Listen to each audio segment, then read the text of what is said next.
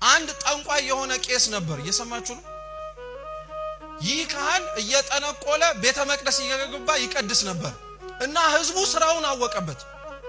ስለዚህ አንድ ቀን ስርዓተ ቅዳሴ ተሰይሞ ሊገባ ሲል ህዝቡ ከዚህ በላይ ይበቃናል ቀድሶ ሲወጣ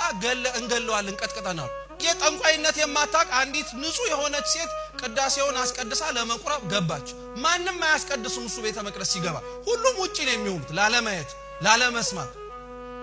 ገባ ቅዳሴውን ቀደሰ ከዛ ያቺን ልጅ አቅርቧት ቀጥ ብለው ወጡ እየሰማችሁ ነው አይደል አቅርቧት ወጡ ከዛ በኋላ ሰው ሁለቱንም ያዛቸው አንቺ ጠንቋይ ከሆነ ቄስ በመቁረብሽ እሱ ደግሞ ጠንቋይ ሆኖ ቤተ መቅደስ ገብቶ በመቀደሱ ሁለታችሁንም ልንገላችሁ ነው አሏቸው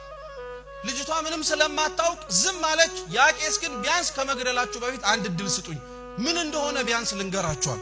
አዎ ጠንቋይ ነኝ ያለ አዎ ጠንቋይ ነኝ ምንም አንድና ሁለት የለው ግን የቤተ መቅደሱን በር ለመሳለም እሱም በር ሲሳለም እንደ ንብ ቀፎ ላይ ረበው ሲያስጠነቁሉኝ የነበሩት አጋንንት በሙሉ ረግፈው ይሄዳሉ አለ ቤተ መቅደስ ላይ ገብቼ ማንንም ሳያየኝ ወደ ቤተ መቅደሱ ስገባ ራሱ የቤተ መቅደሱ ጠባቂ መላክና ጌታችን ኢየሱስ ክርስቶስ በሩ ላይ ይጠብቁኛል አለ እኔን በሳት ሰንሰለት አስሮኝ ንጹህ አይደለውምና ስጋውን ደሙን መንካት ስለማልችል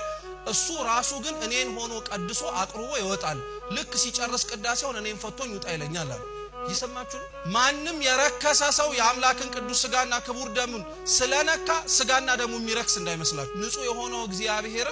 ቆሻሻ የሆኑ በኃጢአት ያደፉ ሰዎች ላይ ክብሩን ስለገለጠ እግዚአብሔር ይረክሳል ማለት አይደለም ቅዱስ ስጋውና ክቡር ደሙ ክብሩ ዝቅ ይላል ማለት አይደለም